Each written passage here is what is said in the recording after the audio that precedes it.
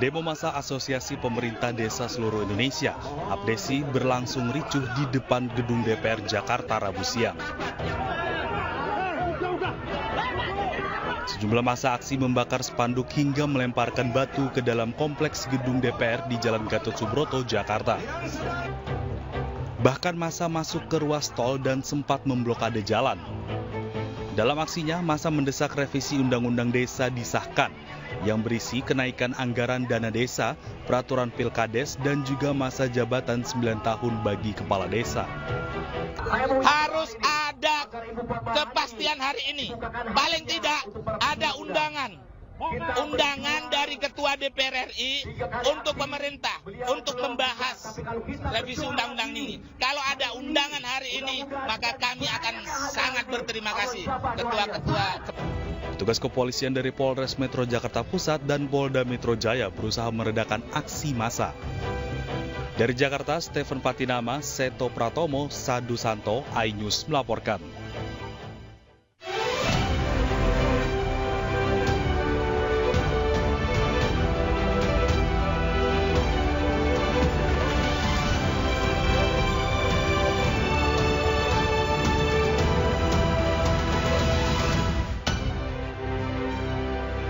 Ribuan rumah warga di Sempar Barat, Cilincing, Jakarta terendam banjir.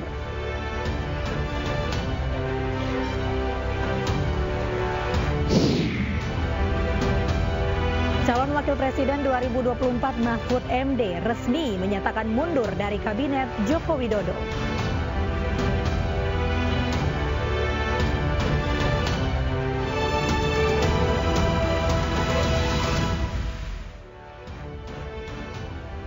Halo, selamat malam. Apa kabar pemirsa? Sebuah ruko dan 2 rumah di Labuan Batu Selatan, Sumatera Utara hangus dilalap api. Dugaan sementara api berasal dari korsleting listrik. Bersama saya, Mirva Suri. Inilah iNews Malam selengkapnya.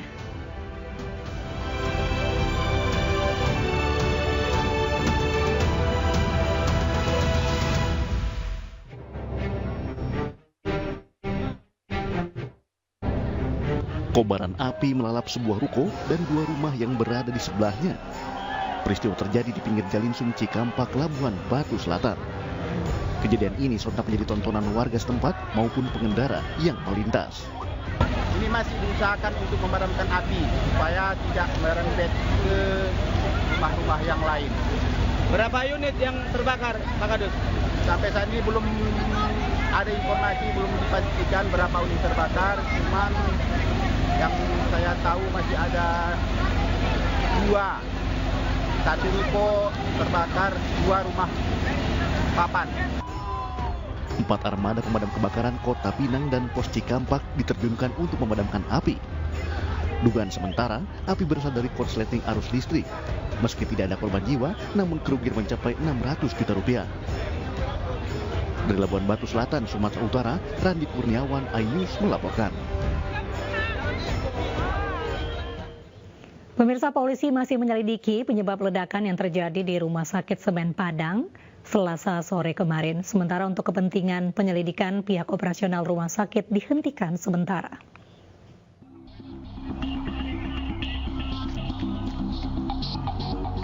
Aparat kepolisian dari Polres Kota Padang bersama Ditreskrimum Polda Sumatera Barat menyelidiki penyebab ledakan yang terjadi di Rumah Sakit Semen Padang. Polda Sumatera Barat juga menggandeng Pusat Laboratorium Mabes Polri dalam penyelidikan ini. Dari hasil penyelidikan sementara, polisi menduga ledakan yang terjadi di Rumah Sakit Semen Padang berasal dari instalasi AC. Namun demikian, polisi akan menyelidiki lebih lanjut terkait ledakan ini. Selain memeriksa tempat kejadian, polisi juga akan meminta keterangan terhadap pekerja instalasi AC yang tengah melakukan perbaikan di rumah sakit sesaat sebelum kejadian. Ya kalau sengaja nggak mungkin kalau seseorang itu meninggalkan pekerjaannya dalam situasi yang bahaya. Informasi dari Kasal Treskrim pastinya sudah, tapi ini juga nanti biar kami bekerja untuk itu. Nanti sementara tadi ada 3 orang pekerja yang ada di situ, tapi nanti kan bisa berkembang ini. Karena kami juga tidak akan menjudge siapa yang salah, apakah mereka atau lalai atau mereka ada sesuatu yang harus kita selidiki lebih lanjut. Sementara itu, dari 18 orang yang terluka akibat ledakan, 7 diantaranya masih menjalani perawatan di Rumah Sakit M. Jamil Padang. Korban alami luka sobek akibat pecahan kaca. Direktur Utama RS Semen Padang Selvi Farisa mengatakan selama penyelidikan operasional rumah sakit dihentikan sementara. Kita masih melakukan investigasi, jadi untuk sementara waktu kita tutup. Nanti akan kita informasikan jika kita sudah bisa operasional. Ruangan yang terparah ada di lantai berapa, Bu? Lantai 1. Kerusakannya seperti apa, Bu? Kerusakannya ada kaca yang pecah dan plafon yang roboh. Ledakan di Rumah Sakit Semen Padang terjadi pada Selasa sore. Pihak rumah sakit mengevakuasi ratusan pasien. Dari 108 orang pasien, 58 diantaranya dirujuk ke Rumah Sakit M. Jamil Padang dan Baitur Rahmah. Sementara 50 pasien lainnya sudah diperbolehkan pulang. Dari Padang, Sumatera Barat, Budi Sunandar, iNews melaporkan. Kita ke informasi di mana ribuan rumah warga di Semper Barat, Cilincing, Jakarta Utara sejak pagi tadi terendam air dengan ketinggian 1 hingga 2 meter. Sebanyak 120 jiwa terpaksa mengungsi karena rumahnya terendam air.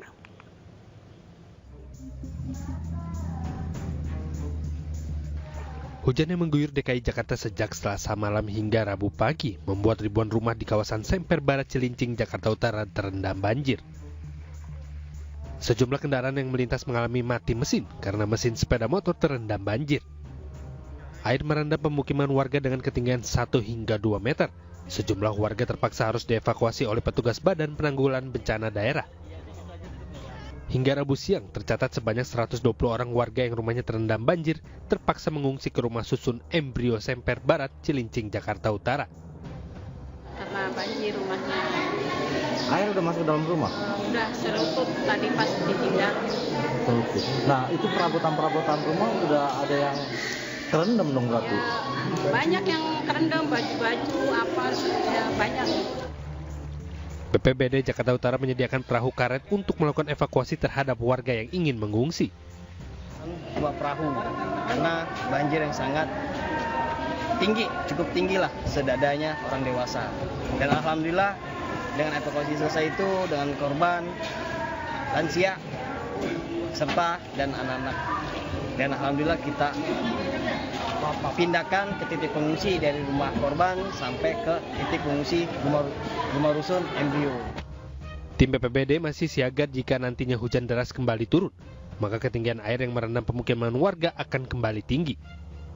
Dari Jakarta, Sofyan Firdaus, iNews melaporkan.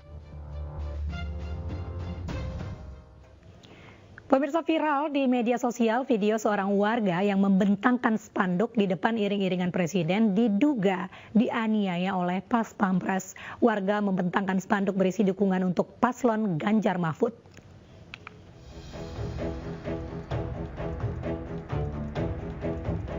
Kericuhan mewarnai kunjungan Presiden Joko Widodo di Kabupaten Gunung Kidul, Yogyakarta.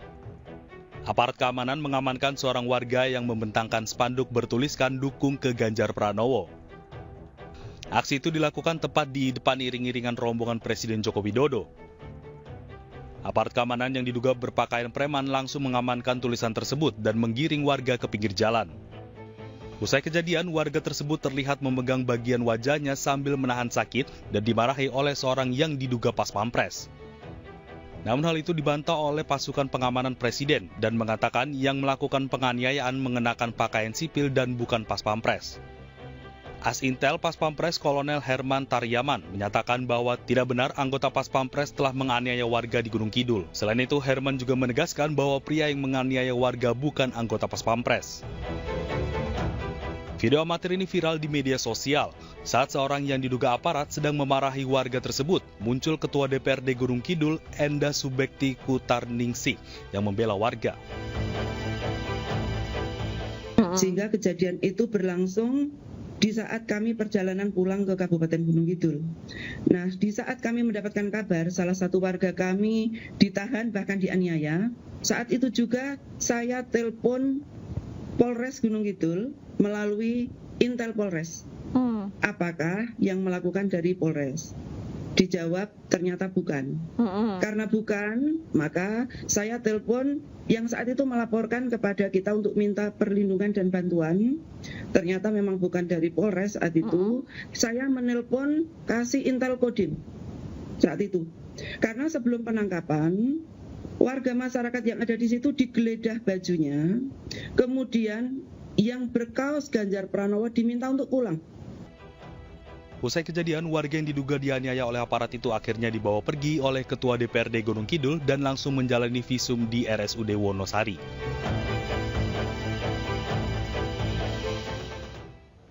Ketua BEM UI nonaktif Melkisedek Huang diputuskan terbukti bersalah melakukan kekerasan seksual. Informasi selengkapnya usai jeda hanya di iNews Malam.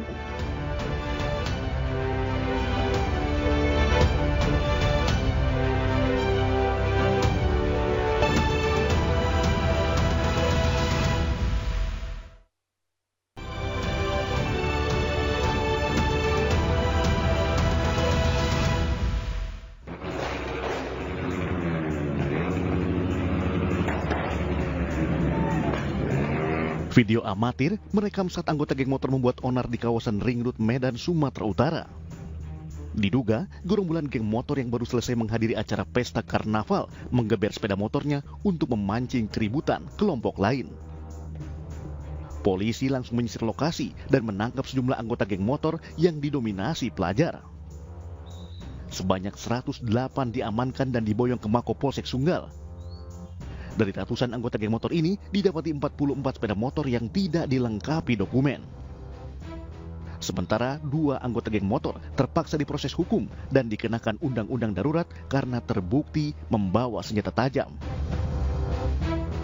Polsek Sunggal berhasil mengamankan 44 sepeda motor yang setelah dilakukan pengecekan tidak dilengkapi dengan dokumen, dan juga mengamankan 108 geng motor dari 108 itu kita berhasil mengamankan 2 orang yang membawa sajam yang kita akan kenakan undang-undang darurat undang-undang anak. Kita juga akan memanggil panitia penyelenggara karena gerombolan geng motor ini sebelumnya habis melaksanakan acara pesta karnaval. Orang tua dari ratusan anggota geng motor yang masih di bawah umur ini dipanggil untuk membuat surat perjanjian agar tidak mengulangi perbuatan serupa.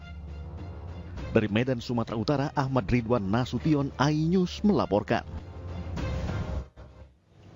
Seniman Butet Kertarejasa menanggapi laporan yang dilayangkan relawan Projo terhadap dirinya. Butet menyatakan pelapor sedang ingin pansos alias panjat sosial dari pantun yang dibuatnya untuk Joko Widodo. Kucingnya kabur, ingin terbang, tak bisa. Seniman Butet Kertarejasa menanggapi laporan yang dilayangkan relawan Projo terhadap dirinya. Butet dilaporkan relawan Projo ke Polda Yogyakarta atas tuduhan dugaan menghina Presiden Joko Widodo saat ikut berkampanye untuk Capres nomor urut 3 Ganjar Pranowo Mahfud MD di alun-alun Wates Kulon Progo pada 28 Januari lalu. Butet menyatakan pelapor sedang ingin pansos alias panjat sosial dari pantun yang dibuatnya untuk Jokowi.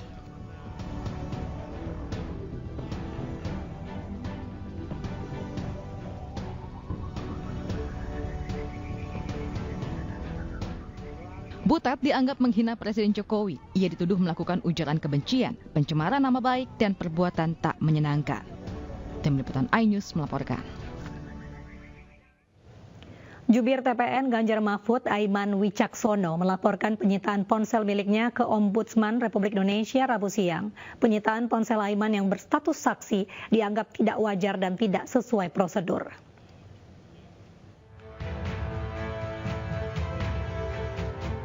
Juru bicara Tim Pemenangan Nasional Ganjar Mahfud, Aiman Wicaksono, mendatangi kantor Ombudsman RI Rabu siang. Didampingi oleh tim Deputi Hukum TPN, Aiman membuat pengaduan terkait penyitaan ponsel miliknya dalam kasus yang sedang diselidiki Polda Metro Jaya. Deputi Hukum TPN Ganjar Mahfud, Vincentius Mendrova, menilai penyitaan ponsel Aiman tidak sesuai dengan prosedur. Kita di sini dalam rangka membuat pengaduan kepada Ombudsman berkaitan dengan dugaan maladministrasi atau pelayanan publik yang kami patut menduga bahwa proses penyelidikan dan penyidikan terhadap diri saudara Aiman Wicaksono di Polda Metro Jaya ini patut diduga ada proses-proses yang tidak sesuai dengan prosedur. Selain ponsel, Polda Metro Jaya juga menyita akun email dan Instagram pribadi milik Aiman. Meski alat komunikasi dan akun media sosialnya disita, sebagai jurnalis nonaktif, Aiman menegaskan memiliki hak tolak dan akan tetap melindungi identitas narasumber. Jadi hak tolak itu tidak melekat pada produk jurnalistik, tapi hak tolak melekat pada profesi wartawan. Karena dimanapun ia boleh tidak menyampaikan informasi itu dari siapa, identitasnya, siapa orangnya. Tapi isi beritanya silakan disampaikan. Saya isi beritanya saya sampaikan. Sampai kapanpun saya akan menjaga identitas orang tersebut, narasumber saya tersebut yang merupakan seorang atau beberapa orang anggota polisi. Ya, itu informan saya, itu narasumber saya, ya, narasumber yang saya akan jaga dan mereka memang betul dari anggota kepolisian. Dan penyitaan ponsel milik Aiman yang masih berstatus sebagai saksi dianggap tidak wajar. Apalagi Aiman Wicaksono sebelumnya sudah menyerahkan print out percakapan dengan narasumber ke penyidik Polda Metro Jaya. Dari Jakarta, Anissa Septiarani, Jemi Jasin, Tri Julianti, iNews melaporkan. Ketua Nonaktif BEM UI, Melki Sedek Huang, diputuskan terbukti bersalah melakukan kekerasan seksual. Pihak Universitas Indonesia menjatuhkan hukum administratif berupa skors akademik selama 1 semester.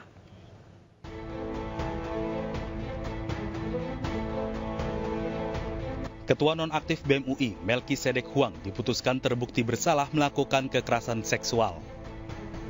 Dalam dokumen SK disebutkan bahwa Melki terbukti melakukan kekerasan seksual berdasarkan pemeriksaan sejumlah alat bukti dan keterangan saksi. Satgas PPKS UI pun memberikan rekomendasi sanksi administratif. Adapun putusan tertuang dalam surat keputusan Rektor Indonesia yang diteken Rektor Ari Kuncoro. Sebelumnya, kabar dicopotnya Melki Sedek Huang dari jabatan BEM UI viral di media sosial. Melki diberhentikan sementara karena diduga melakukan kekerasan seksual. Melki Sedek Huang merupakan mahasiswa sekaligus ketua BEM UI periode 2023. Melki aktif menyampaikan kritik terhadap pemerintah dalam beberapa pekan terakhir. Sejumlah intimidasi sempat dirasakan oleh Melki saat dari peretasan akun WhatsApp hingga ancaman yang diterima oleh ibunya. Mahfud MD, calon wakil presiden nomor urut 3, menyatakan mundur sebagai Menko Polhukam. Apa tanggapan Presiden Joko Widodo? Informasinya sesaat lagi.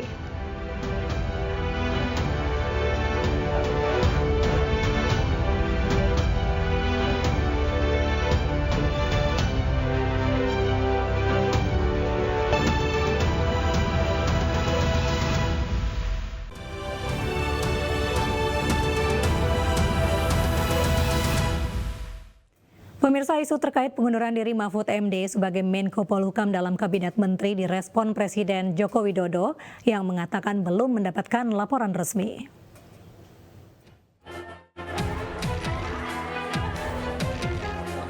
Presiden Joko Widodo saat melakukan keterangan pers saat melakukan kunjungan di RSUP Dr. Suraji Tirtonegoro, Klaten, Jawa Tengah terkait BPJS Kesehatan. Presiden mengaku belum menerima surat pengunduran diri tersebut, meski Presiden Joko Widodo menghargai keputusan itu karena merupakan hak. Jokowi menjawab suasana kabinet masih sangat solid. Sebelumnya, Mahfud yang juga cawapres nomor urut 3 tersebut telah memutuskan untuk mengundurkan diri dari jabatan Menko Polhukam. Dan kini tengah menyiapkan surat pengunduran diri yang akan disampaikan kepada Presiden langsung tentang masa depan politiknya. Itu Pak. Dan saya sangat menghargai. Sampai detik ini saya belum mendapatkan laporan. Ya. Kabinet solid, Pak. Sangat solid. Ya. Sebelumnya Presiden Jokowi didampingi Menteri Kesehatan Budi Gunadi Sadikin, Menteri PUPR Basuki Hadi Muljono, Kapolda Jawa Tengah, Bupati Klaten, pejabat BPJS melakukan kunjungan di RSUP Dr. Suraji Tirtonegoro terkait iuran BPJS. Dari Klaten, Jawa Tengah, Saiful Effendi, iNews melaporkan.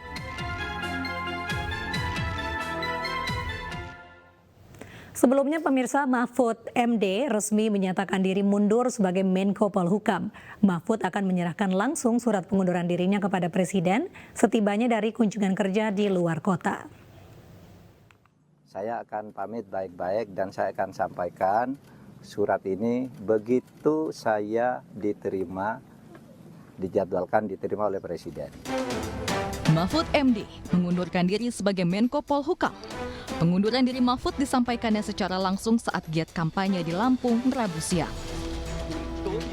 Mahfud menyatakan tak ingin mencampur adukan antara jabatan sebagai menteri dan dirinya yang kini merupakan calon wakil presiden nomor urut 3 mendampingi Ganjar Pranowo. Surat pengunduran diri dari kursi Menteri Kabinet Indonesia Maju akan diserahkan langsung oleh Mahfud kepada Presiden Joko Widodo. Saya sudah membawa surat untuk Presiden untuk disampaikan ke Presiden langsung tentang masa depan politik saya yang belakangan ini menjadi perbincangan publik. Dan surat ini akan disampaikan begitu saya mendapat jadwal ketemu dengan Presiden. Tapi saya bawa terus karena memang surat ini begitu saya diberi waktu langsung saya ketemu, langsung saya sampaikan surat ini. Pasti akan mengajukan pengunduran diri secara baik-baik.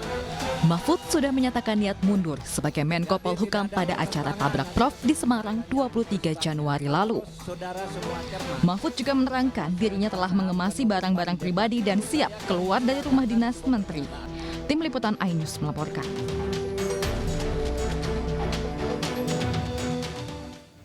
Jelang pemilu 2024, mahasiswa Indonesia di Mesir yang tergabung dalam relawan Ganjaruna, Ganjar Mahfud Timur Tengah dan Afrika menggelar wisata serentak ke pameran buku internasional Kairo di Tajamu, Kamis. Kegiatan ini digelar sebagai bentuk upaya para diaspora muda untuk mengedepankan cara-cara berpolitik yang cerdas dan luhur. Acara ini memiliki pesan mendalam bahwa kemenangan demokrasi nanti harus dikawal dengan spirit rasionalitas dan hati nurani. Sebagai generasi muda, dituntut mampu menentukan pilihan kepada yang terbaik memimpin negeri ini. Lawatan ke pameran buku internasional dan pembagian buku secara gratis memberikan pesan bahwa politik harus berkaitan erat dengan ide dan gagasan. Hal ini senada dengan manifesto yang seringkali disampaikan Ganjar Pranowo.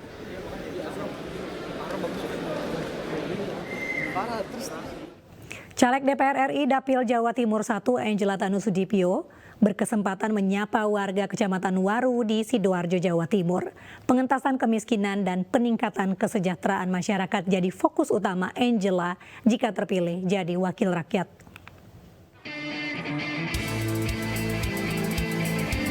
Kehadiran caleg DPR RI Dapil Jawa Timur 1 Angela Tanusudibyo mendapat sambutan hangat warga desa Ngingas, Kecamatan Waru, Kabupaten Sidoarjo.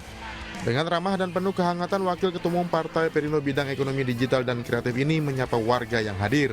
Di hadapan warga, Angela menegaskan komitmennya untuk berjuang memberantas kemiskinan sesuai visi misi Partai Perindo mensejahterakan masyarakat Indonesia. Cita-cita kami adalah mengentaskan kemiskinan. Mengentaskan kemiskinan, artinya selesai kemiskinan itu. Kami yakin dan percaya bahwa seluruh warga negara Indonesia memiliki hak yang sama untuk sejahtera. Semua, tanpa terkecuali.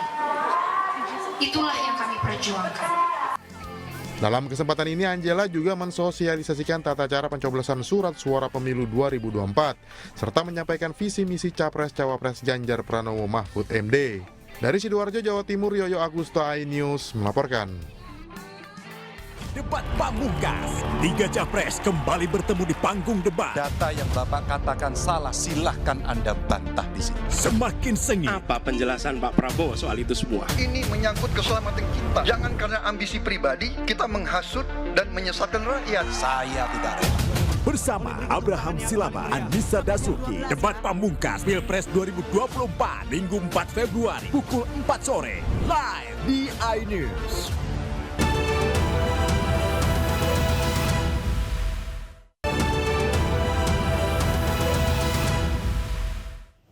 Pemirsa, KRI Dr. Rajiman Wedyo di Ningrat 992 atau kapal rumah sakit terapung baru saja bertemu dengan KRI Frans Kaisepo 368 usai mengemban misi kemanusiaan di Gaza, Palestina.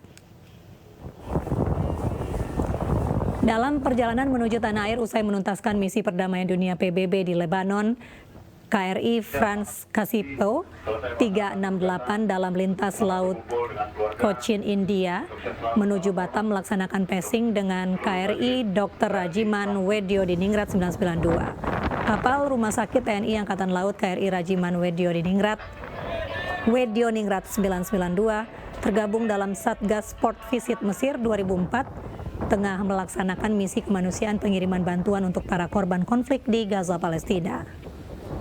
Haru sekaligus bangga mewarnai pertemuan kedua alutsista TNI AL yang mengemban misi mulia bertaraf internasional.